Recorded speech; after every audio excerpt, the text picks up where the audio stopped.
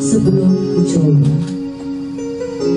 Dan aku percaya Tuhan, pada saat ku coba dan aku tidak dapat, Engkau ya Tuhan yang akan memampukan aku untuk dapat melakukan semua itu. Ku tak akan menyerah pada apapun juga sebelum ku coba semua yang ku bisa. Dimana kita merayakan Tuhan yang setia, yang sudah mengerjakan sesuatu kepada kita. But I think it was also a time to celebrate how faithful He will be for us in the future. Dan juga kita merayakan bagaimana Tuhan yang setia untuk masa depan kita. And actually, I was thinking that next year will be our 13th anniversary, and that means we're a teenager. Dan saya juga berpikir bahwa tahun depan kita merayakan usia 13 tahun, itu berarti masa remaja. When people are 13, they start moving from childhood to adulthood. Ketika seorang usia 13 tahun itu berarti dia meninggalkan masa kanak-kanak untuk kemudian masuk ke masa remaja. And the church will become an adult. Dan gereja akan menjadi dewasa. You know, the message that God laid upon my heart today was to talk about heroes. Firman Tuhan ingin saya sampaikan, Tuhan ingin saya bicarakan pada hari ini, itu berbicara mengenai pahlawan.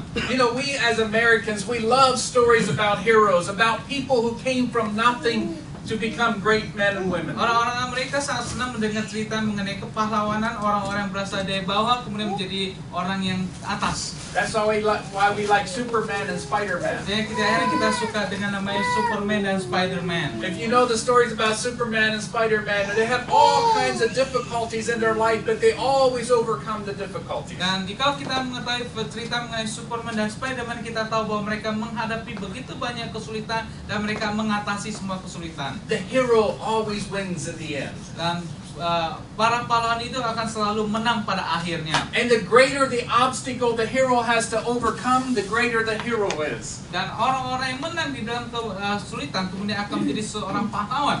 You know, we love to hear stories.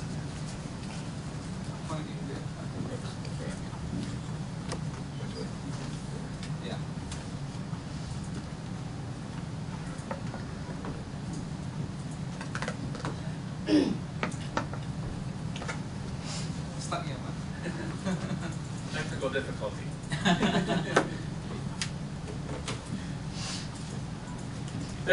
That's why we love stories about even our presidents. Dan juga kita juga suka mendengar cerita mengenai presiden.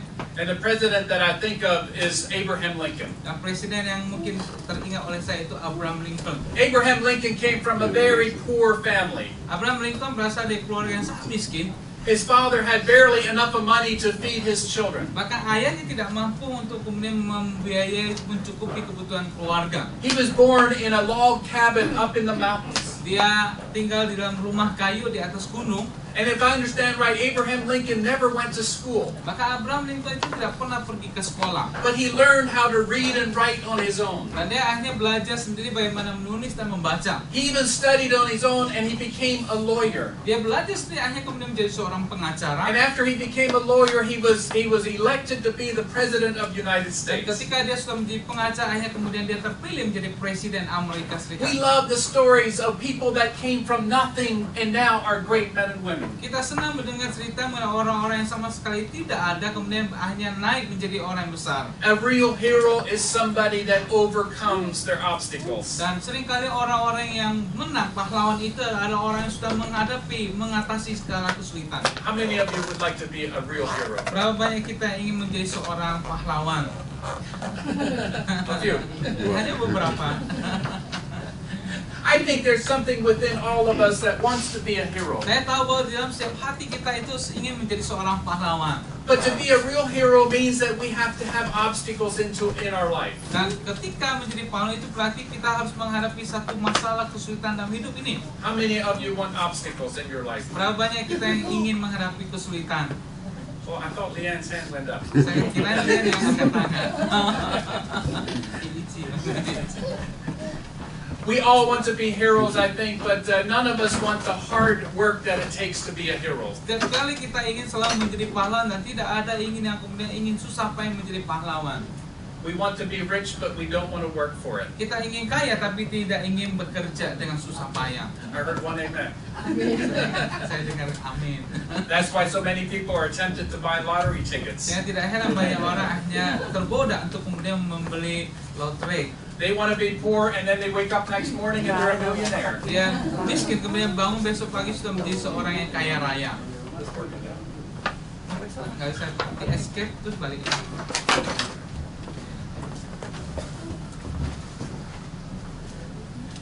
Some of you know that I like to go hiking. Beberapa Anda yang tahu mungkin saya suka pergi lintas gunung. There's a trail that goes along eastern United States called the Appalachian Trail. Ada satu pelintasan gunung namanya Appalachian Trail. The trail is 2,200 miles. Jauhnya trail ini, perjalanan hiking ini 2.200 mile. And for me, every year I take a section of the hike. Dan saya setiap tahun selalu mengambil satu bagian dalam hiking ini. It's a very difficult trail. You have to cross rivers, you have to climb a lot of high mountains. Satu hike yang sulit karena Anda harus lewatin gunung dan juga sungai-sungai. And there's a lot of people that have the dream about hiking this trail. Banyak orang bermimpi mencoba untuk mengatasi, mencoba melewati trail ini. Many people start out at the one end and they want to hike the whole thing. Orang sering kali ingin memulai dan berusaha untuk mencapai garis finish. But there's only a few people that actually make it. Tapi hanya sedikit orang yang akhirnya berhasil. The Appalachian Trail Club has an office in Maryland. Jalur daripada Appalachian ini terakhirnya ujungnya ada di Maryland. And in their office they have pictures of the people who made it from one end to the other. Dan di kantor sana di Maryland itu ada kantor di mana orang-orang yang berhasil akan dipajang fotonya. It's for the heroes that have overcome the obstacles of the trail. They get to put their picture on the wall. Hanya orang yang berhasil melewati lintasan hiking ini sampai selesai, baru fotonya dipajang. But the people that start out and they give up, they don't get to put their picture on Tapi the wall. orang-orang yang memulai lalu kemudian hanya tidak sampai akhir, mereka tidak akan dipajang fotonya. You know, in the obstacles of life, in the travels of our journey through life, in the travel of our journey through life, it's much more important than finishing a trail. Terus kalian dalam perjalanan hidup kita itu adalah sangat penting untuk kemudian mengakhiri perjalanan itu. So it's more important to be a spiritual hero than it is to be a hero to finish the Appalachian Trail. Dan ada sangat penting kita bisa kemudian menjadi seorang pahlawan dalam rohnya daripada hanya sekedar mengatasi perjalanan hiking ini. And this afternoon we want to talk about what it takes to overcome the obstacles of your life. Dan hari ini kita akan berbicara apa yang menjadi hambatan dalam kehidupan kita. And we're going to take our lessons from an Old Testament story in the book of Ezra. Dan kita akan belajar dari sebuah buku dalam perjanjian lama dari kitab Ezra. Ezra chapter 3. Ezra pasalnya yang ketiga. Now let me just give you a little background of this story. This is a very low time in the nation of Israel. Dan saya akan memberikan latar belakang daripada kisah Ezra ini, di mana kondisi bangsa Yahudi Israel sedang terpuruk. Because before this, the Israelite people had been so disobedient, so rebellious toward God. Karena orang-orang Israel ini adalah orang-orang yang sangat memberontak terhadap Tuhan dan tidak taat kepada Tuhan. That God allowed their enemies to come in and capture the city of Jerusalem and take the people away as slaves. Tuhan kemudian mengizinkan bangsa lain untuk datang kepada Israel dan kemudian mengangkut mereka sebagai tawanan. They were slaves in Babylon for 70 years. Mereka menjadi budak selama 70 tahun di Babel. And now our story starts after the 70 years, and God begins to bring them back to Jerusalem. Dan cerita kita mulai setelah 70 tahun lewat, Tuhan kemudian memimpin mereka kembali ke Yerusalem. So lesson number 1, do not rebel against God. Dan yang pertama adalah kita belajar jangan untuk melawan Tuhan. This story takes place 530 years before Jesus was Cerita born. ini mengangkat pada masa 4300 sebelum Tuhan Yesus lahir. It was about the same time that Buddha was born. Itu adalah masa di mana Buddha lahir. And Ezra, he was a priest. Ezra itu adalah seorang imam. Ezra was a good priest. Ezra adalah seorang imam yang baik. Ezra wanted the people of Israel to repent and to come back to their love of God. Ezra ingin bangsa Israel kemudian bertobat dan kembali kepada Tuhan. And then God begins to bring the people back to settle the city of Dan Jerusalem. Tuhan kemudian memimpin bangsa Israel kembali ke Yerusalem. And if you read Ezra chapter 2, it has a whole list of the names of families and how many people and how many horses and how many donkeys. Jika kita baca Ezra pasal yang kedua, kita akan melihat jumlah orang-orang yang pulang ke tanah perjanjian di Yerusalem, berapa banyak kuda, berapa banyak harta mereka, dan juga keledai yang mereka bawa. We're going to start the story in Ezra chapter 3, Kita akan mulai cerita dari Ezra pasal yang ketiga, verse 1. ayat yang pertama. It says, when the 7th month came and the Israelites had settled in their towns, the people assembled as one man in Jerusalem. Ketika tiba bulan yang ketujuh setelah orang Israel menetap di kota-kotanya, maka serentak berkumpullah seluruh rakyat di Yerusalem. How many? Berapa banyak? It says they gathered together and they assembled as one man. Dikatakan mereka berkumpul menjadi satu.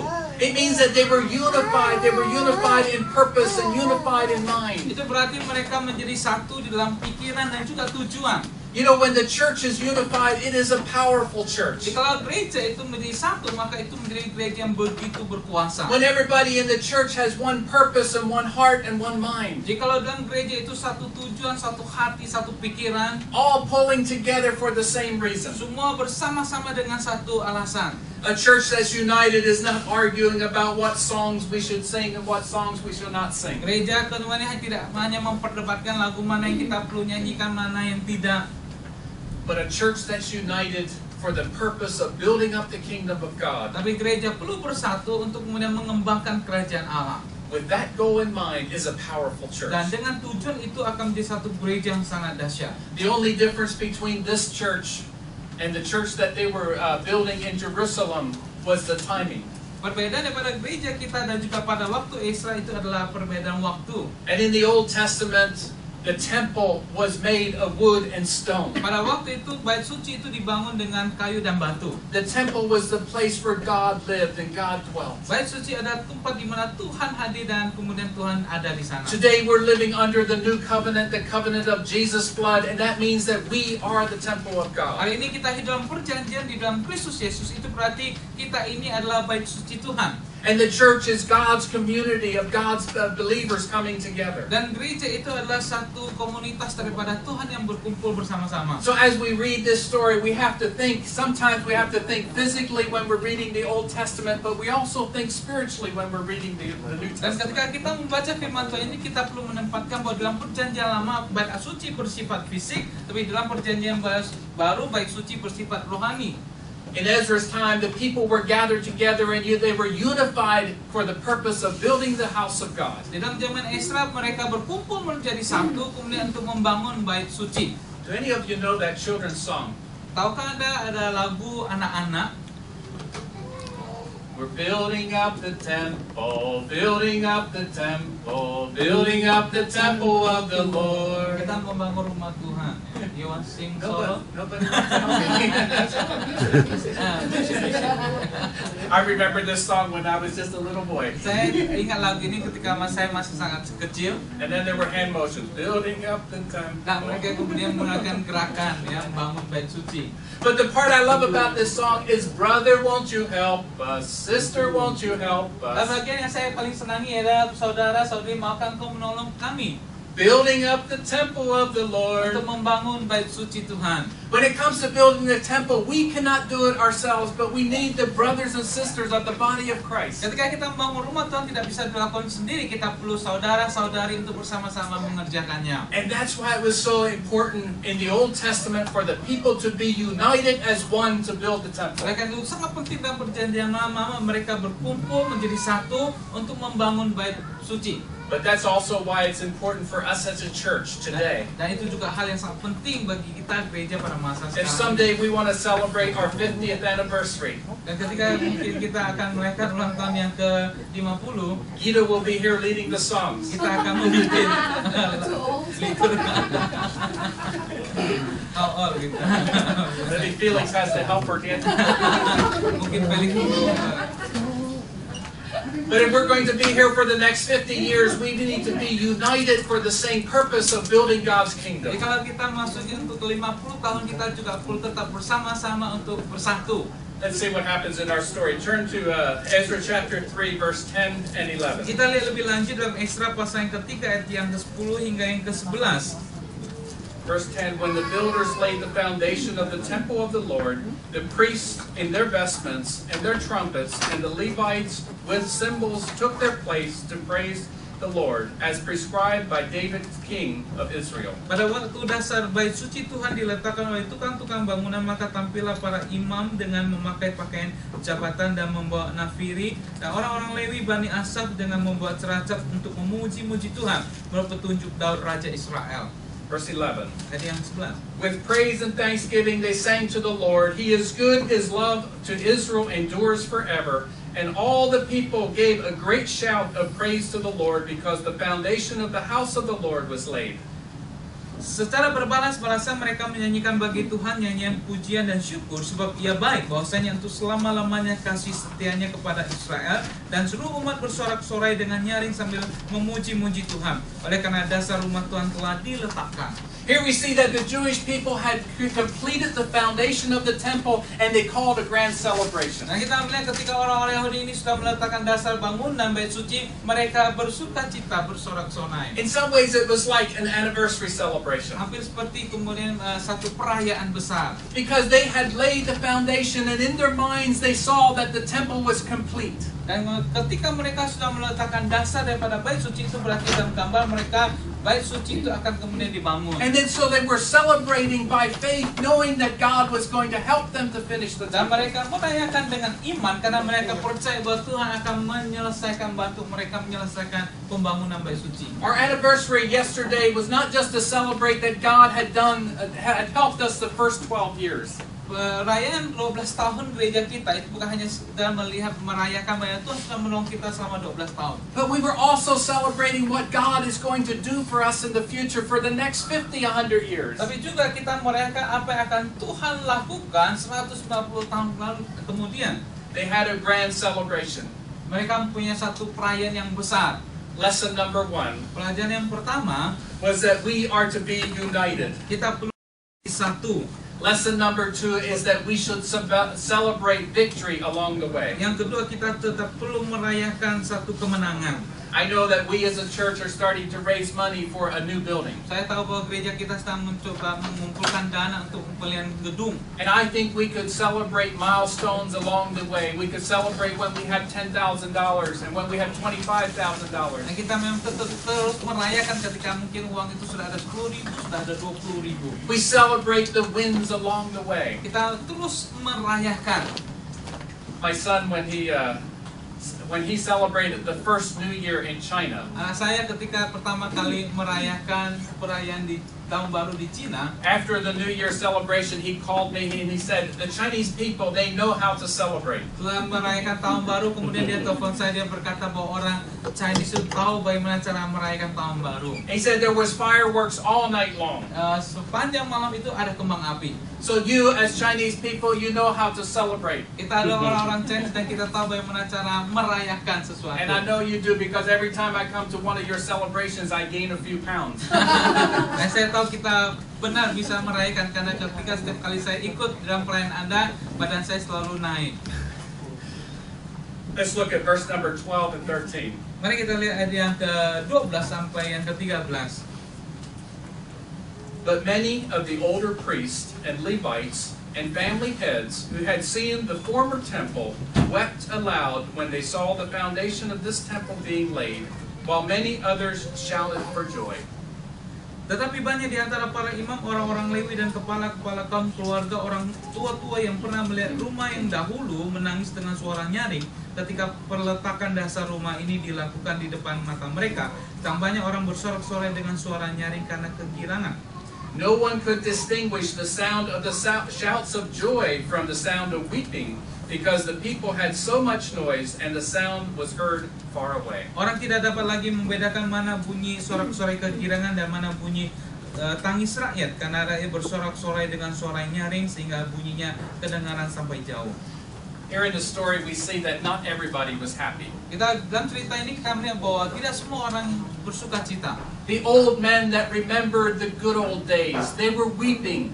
Orang-orang tua yang teringat akan masa lalu, mereka menangis. Because they remembered a big, nice, fancy temple. Karena mereka teringat besar dan betapa megahnya bait suci dulu. And they said, this temple is too small. Dan mereka melihat bait suci terlalu kecil. We remember the big temple with all the silver and the gold. Kita teringat bait suci yang lama, yang megah dengan emas. And it says that they were weeping, and they were weeping so loud that their noise was almost the same as those that were shouting for joy. Dan mereka menangis dengan suara yang kencang, yang hampir sama dengan suara yang bersorak-sorai yang bersukacita. I know that some of you came from big churches. Saya tahu di antara kita berasal dari gereja yang besar. Maybe you remember the big church back in Indonesia with the stained glass windows and the pipe organ. Mungkin teringat gereja di Indonesia ketika Anda ikut, yang terbuat dengan kaca yang bagus dan juga organ yang besar. Big churches with thousands of members, and you had all kinds of programs for young people and for children. Jemaat yang ribuan dan juga program untuk anak-anak muda dan juga anak-anak kecil.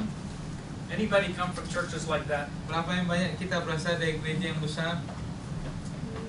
And now you're part of a small church. Dan Anda sekarang di dalam bagian gereja yang kecil. And in the small church, you can't just come and sit on the back seat and not be noticed. Dan dalam gereja yang kecil Anda tidak hanya bisa datang duduk belakang lalu tidak peduli.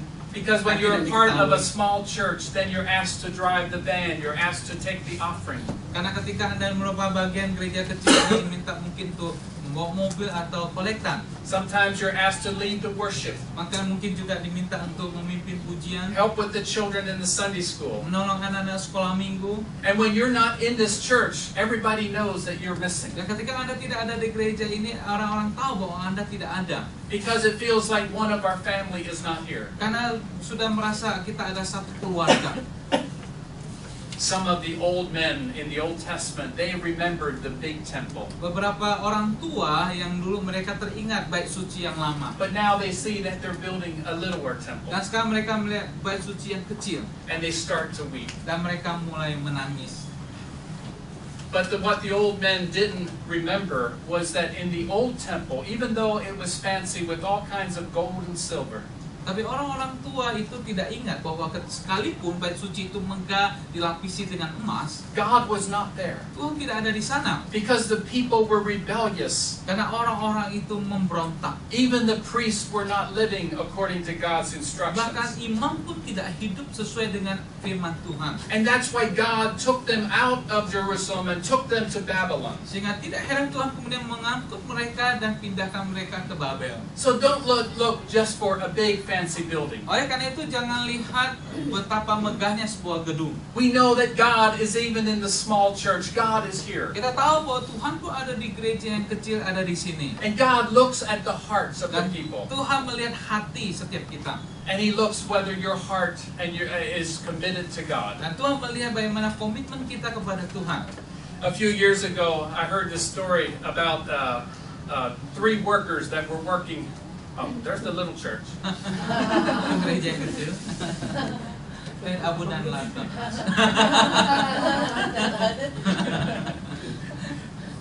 There were 3 workers working on a building. Ada 3 orang yang bekerja membangun gedung gereja. And a reporter was watching them, and he asked the one man, he said, "What are you making?" Seorang reporter datang lalu bertanya pada seorang laki-laki, apa yang Anda sedang kerjakan? And the one man said, "I'm cutting a stone to fit into this hole in the wall." Dan laki-laki itu berkata, saya sedang memahat batu untuk kemudian menutupi lubang.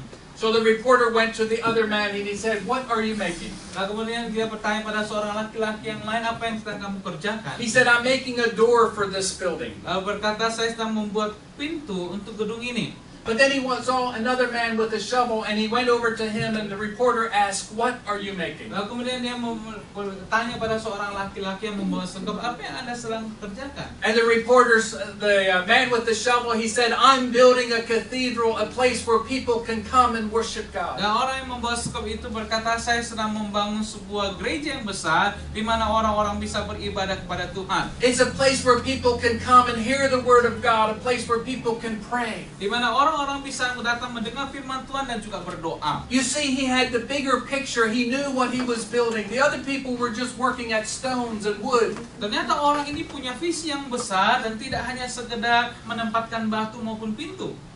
When you carry out the work that God has called you to, look at the big picture. Jika Tuhan juga menempatkan kita mungkin sebagai tukang kayu atau batu, lihatlah satu gambaran yang besar daripada Tuhan. You're not just driving a van. Anda tidak hanya sekedar bawa mobil van. You're not just taking a collection. Anda tidak hanya sekedar kolektan. But the bigger picture is that you're building the kingdom of God on earth. Tapi secara gambaran yang besar yaitu kita sedang mengerjakan pekerjaan Tuhan di dunia ini. The people in the Old Testament, they were about building the temple of God. Orang-orang dalam perjanjian lama mereka membangun bait suci Tuhan.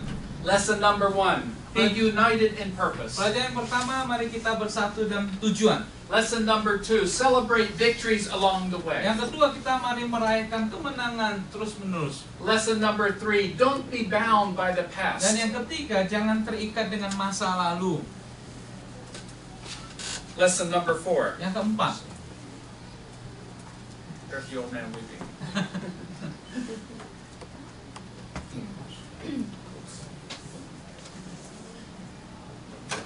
Lesson number 4 is to beware of evil counselors.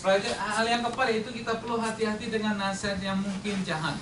In chapter 4, it talks about some opposition that came to these people as they were building the temple. Dalam pasal yang keempat berbicara mengenai orang-orang yang kemudian melawan pembangunan bait suci ini. And it says that the opposition came from the people around them. Dan katakan orang-orang yang melawan ini munculnya dari orang-orang sekitar. And the people that were around them were called the Kuthins. Orang-orang yang melawan ini namanya orang-orang Kuta. The Kuthins were people from the city of Kutha. Orang-orang Kuta ini berasal dari tempat namanya Kuta. Kutha during Ezra's time was a big city. Kota waktu itu dalam masa Israel ada satu kota yang besar. Today there is no city of Kutha. It's in ruins. It's a mound of dirt. Sekarang sudah tidak ada kota itu lagi, sudah menjadi satu tumpukan reruntuhan. But 2 Kings talks about the Kuthins. The Kuthins were idol worshippers. Dan 2 raja-raja membicarakan bahwa orang Kuta ini menyembah berhala.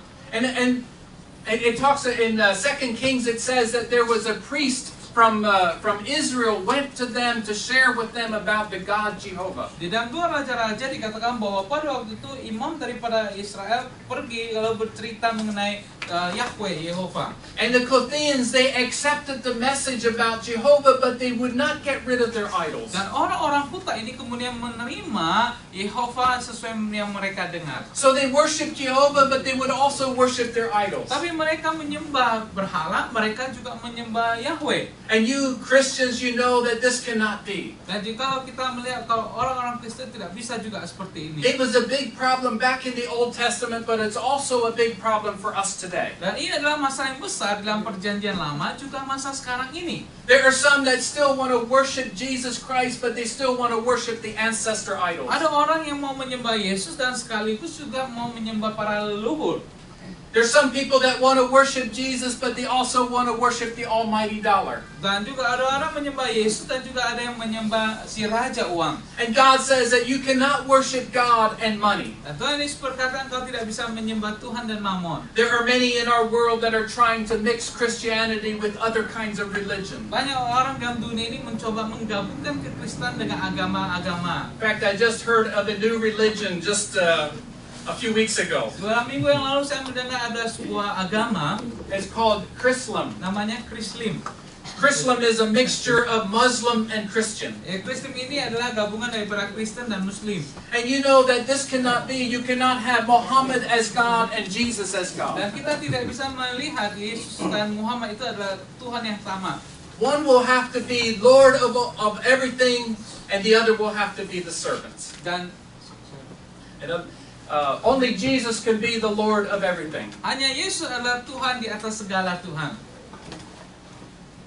Anytime people mix two religions, it is not true Christianity.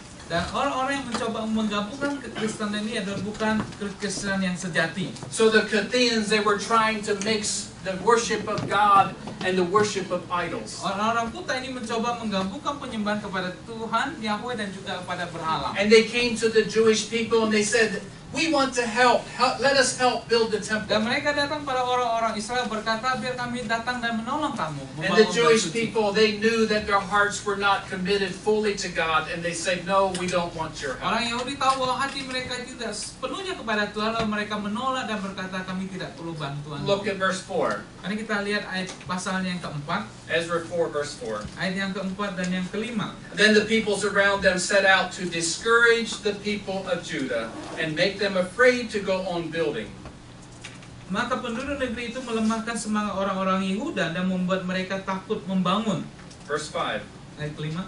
They hired counselors to work against them and frustrate their plans during the entire reign of Cyrus, king of Persia, and down to the reign of Darius, king of Persia. Bahkan selama zaman Koresi, Raja Negeri Persia, sampai zaman pemerintahan Darius, Raja Negeri Persia, mereka menyokong para penasihat untuk melawan orang-orang Yehuda itu dan mengagalkan rancangan mereka. So the Kothians, they tried to discourage the Israelite people from building the temple. Orang-orang Kuta ini mencoba melemahkan semangat orang Israel membangun bait suci. And it says that they even hired counselors to discourage them. Bahkan dikatakan penasihat tertinggi pun juga melakukan hal itu. You know, two of the greatest weapons that Satan has is discouragement and fear. Ada dua senjata yang dipakai oleh setan, yaitu patah semangat dan ketakutan. And the Kothians were trying to use both of Satan's weapons to try to stop them from building the Dan temple. orang-orang Kuta ini mencoba menggunakan dua senjata ini untuk menghalangi pembangunan bait suci. Not every counselor is from God. Tidak semua penasihat itu berasal dari Tuhan. Some years ago, we had some very close friends that were going through some marriage difficulties. Beberapa tahun yang lalu saya punya seorang teman yang punya masalah dalam kehidupan keluarganya. Actually, the wife was going through a very difficult time in her life. Dan memang sang istri yang punya pergumulan dalam kehidupannya. And she finally went to a professional counselor. Lalu kemudian dia pergi mencari seorang penasihat profesional. This was a counselor that had a plaque on the wall that said she was certified as she went to college. Dan penasihat ini profesional punya namanya bahwa dia itu begitu hebat dan lulusan dari sekolah yang tinggi. She was supposed to be a professional marriage counselor. Dan dia adalah seorang yang sangat profesional dalam konseling untuk pernikahan. But when my friend went there to get some counseling, the first thing she said, your problem is that you that you're a Christian. Dan ketika teman saya pergi kepada dia, dia berkata masalah utamamu adalah karena engkau orang Kristen. The counselor said, you must stop reading the Bible, you must stop going to church, and you must stop praying. Penasihat itu berkata engkau perlu berhenti untuk baca Alkitab, ke gereja dan berdoa. This is the counselor. Ini I thank God that my friend didn't listen to her and she never went back to that counselor again. Puji Tuhan, teman saya tidak dengar dia, hanya dia tidak pernah kembali lagi kepada dia. But sometimes Satan will use counselors to give us bad advice. Seringkali setan menggunakan nasihat-nasihat yang jelek. They will try to plant doubts. They will try to plant fear in your heart and discouragement. Dia mencoba untuk membuat keraguan-raguan dan ketakutan di dalam kehidupan kita. I know sometimes people come to you and they will plant negative thoughts into your life. Ya, kalau mungkin ada orang-orang yang datang kemudian memberikan sesuatu yang negatif dalam kehidupanmu. Maybe they say you can never get your citizenship. Mungkin mereka berkata engkau tidak akan mungkin dapatkan warga negaraanmu. Your English isn't good enough. Bahasa Inggrismu tidak cukup bagus. You're not educated enough. Engkau tidak punya pendidikan yang bagus. Those are thoughts from Satan to discourage you. Seringkali itu adalah pikiran yang jahat daripada setan untuk melemahkan kita. And sometimes those thoughts even come from people who call themselves Christians. Bahkan mungkin saja seringkali pikiran seperti itu berasal dari orang-orang yang menyebut diri mereka Kristen. The Bible talks about those people as hypocrites, as wolves in sheep's clothing. Kita mengatakan orang-orang seperti ini orang munafik yang seperti serigala yang berbulu domba. The wolf's job is only to kill and destroy. Serigala itu hanya mencoba menghancurkan dan membunuh. The sheep naturally is a very peaceful animal. Domba itu adalah binatang yang sangat damai. But the wolf is very violent and vicious. Dan serigala adalah binatang yang sangat liar. A hypocrite is like a wolf in sheep's clothing. Orang-orang munafik itu adalah orang-orang seperti yang serigala yang berbulu domba. The way to overcome your obstacles is to make Jesus the Lord of all your life. Bagaimana kita bisa menang atas pencobaan, yaitu bagaimana kita menjadikan Yesus sebagai Tuhan di atas setiap kehidupan kita. Allow Him to be the Lord of your relationship and your marriage. Izinkan Dia menjadi Tuhan di dalam pernikahanmu. Allow Him to be the Lord of your finances, Izinkan Dia menjadi Tuhan di dalam keuanganmu, your job or your di business. dalam pekerjaanmu, di dalam bisnismu. Allow Him to be the Lord of your thoughts and in your mind. Izinkan Dia menjadi Tuhan dalam pikiranmu. And if you do, you will overcome your Dan obstacles. jikalau Anda melakukan, Anda akan mengatasi setiap masalah. And you'll be like Superman Dan kau akan seperti Superman in a spiritual way. di dalam hal kerohanian. If we would read on in the story, we would say that God was watching over the building of the temple and that the temple was completed. Jika kita membaca kisah selanjutnya bahwa dikatakan Tuhan mengawasi mereka dan akhirnya pembangunan itu selesai. And when the temple was completed, they also had another great celebration. Dan ketika bait itu sudah selesai, mereka kemudian merayakan kembali And this perayaan. time, even the old men were celebrating. Bahkan saat itu orang-orang tua pun kemudian merayakannya. So in closing, let me just say that Jesus is the Lord of all. Untuk menutup, saya mengatakan biarlah Yesus menjadi Tuhan atas segalanya. And that we should keep our focus, our eyes fixed on Jesus. Dan kita perlu menetapkan pandangan kita kepada Yesus. And if we do, we will be overcomers. Dan jika kita melakukan, kita akan menjadi seorang pemenang. When Christ is living in our hearts, Jika Kristus tinggal dalam hati kita, He will help us to be victorious in every area of our life. Dia akan memimpin kita menang dalam setiap bagian kehidupan kita. And no evil counselor Bahkan tidak ada penasihat yang jahat pun will be able to discourage us or to plant a spirit of fear in our hearts. yang mampu kemudian menempatkan rasa takut dalam hati kita.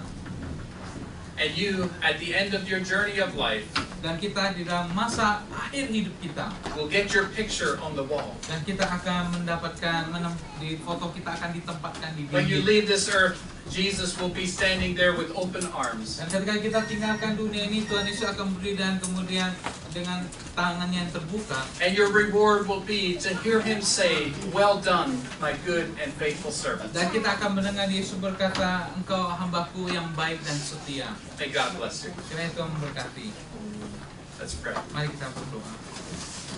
Lord Jesus, we thank you that we can have victory in your name. Tuhan Yesus, kami bersyukur karena kami mempunyai kemenangan di dalam nama. And just like the temple was completed, even though they faced many Dan oppositions, kami melihat akhirnya bait suci boleh dibangun sekalipun begitu banyak menghadapi rintangan. we believe that this temple, the temple of the Holy Spirit, will be kept holy and blameless to the very end of life. Kami percaya Tuhan, bait suci ini boleh terus Tuhan pimpin untuk boleh kudus sampai pada akhir hidup. With your help, Lord Dengan Jesus. pertolongan-Mu Tuhan. Thank you, God. Terima kasih Tuhan. In your name we pray. Dalam nama-Mu kami berdoa. And all of God's people said, Dan kita semua katakan, Amen.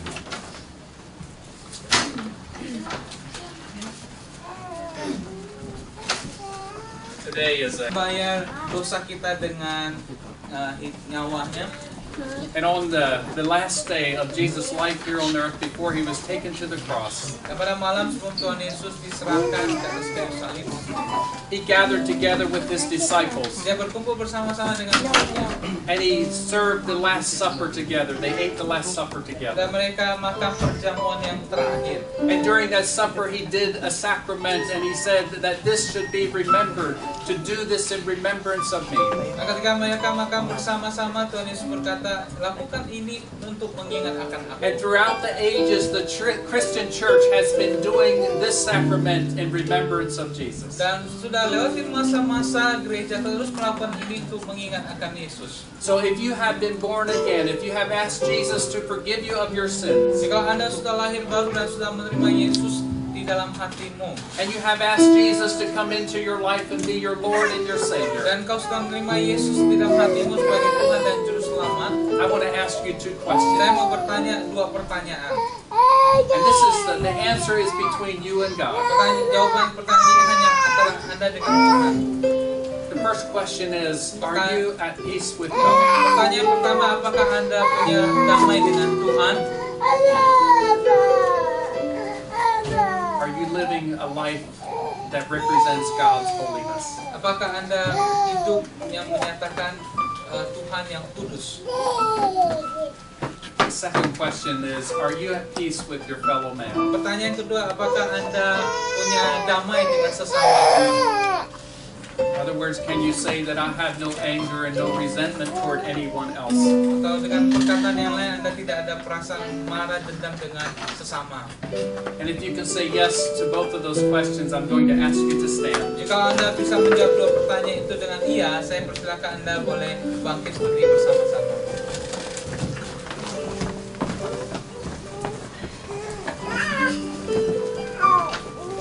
On the night that Jesus was betrayed, Pada malam sebelum Tuhan Yesus diserahkan, Jesus took the bread. Tuhan Yesus mengambil roti, He gave thanks. yang mengucap syukur. Let's give thanks. Mari kita bersyukur. Lord Jesus, we do give thanks for this bread. Tuhan Yesus, kami bersyukur untuk roti ini. We know that it's a symbol of your body. Kami tahu ini adalah lambang daripada tubuh, Your body which was broken for us. tubuhmu yang telah dipecahkan bagi kami. You were willing to go to the cross Engkau rela naik ke atas kayu salib for our sins, untuk dosa kami. and you did it out of your great love.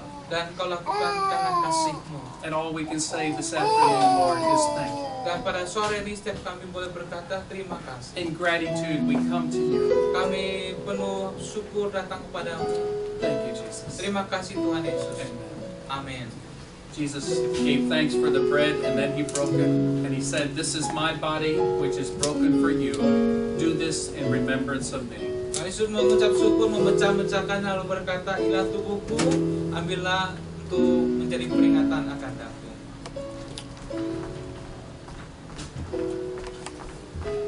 At the same supper, Jesus also took the cup. Setelah itu Tuhan Yesus mengambil cawan, And he said, "This is the blood, the cup of the new covenant. dan dia berkata, cawan ini adalah perjanjian baru. A new covenant of my blood." Perjanjian baru yang dimeteraikan dengan darahku. He said, "Do this in remembrance of me, to remember what I did for you on the cross." Lakukan ini untuk mengingat akan aku apa yang telah kulakukan di atas kayu salib. Let's give thanks for the blood of Jesus. Mari kita bersyukur untuk darah Kristus.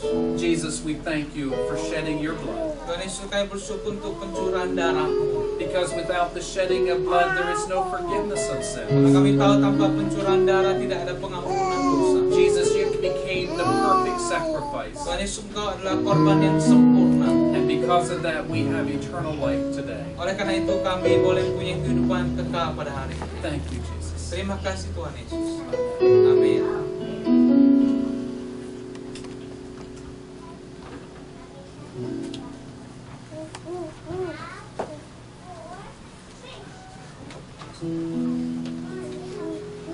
Do this in remembrance of me. Lakukanlah untuk mengingat akan Datuk.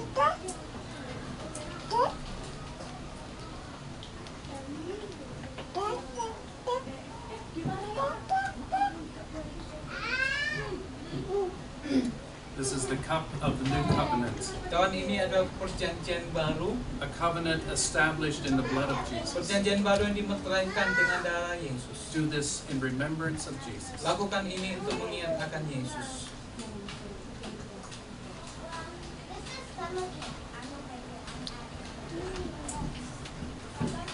Tuhan Yesus, kami bersyukur untuk kasih-Mu yang telah Kau nyatakan di atas kayu salib.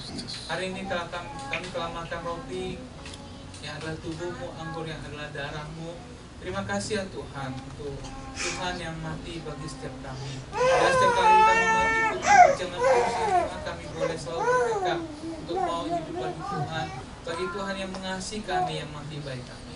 Terima kasih ya Tuhan, demi nama Tuhan Yesus kami berdoa.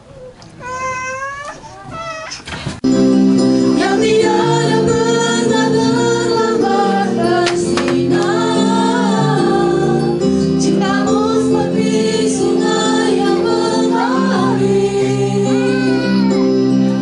dan ku tahu betapa janjimu seperti fajar pagi hari, janjimu seperti fajar pagi hari. Yang tiada pernah terlambat bersinar, cintamu seperti sungai yang mengalir, dan ku tahu betapa segala kasih. Dalam nama Tuhan Yesus kami berdoa. Amin. Selamat duduk. May your whole spirit, soul, and body be kept blameless at the coming of our Lord Jesus Christ. Amen.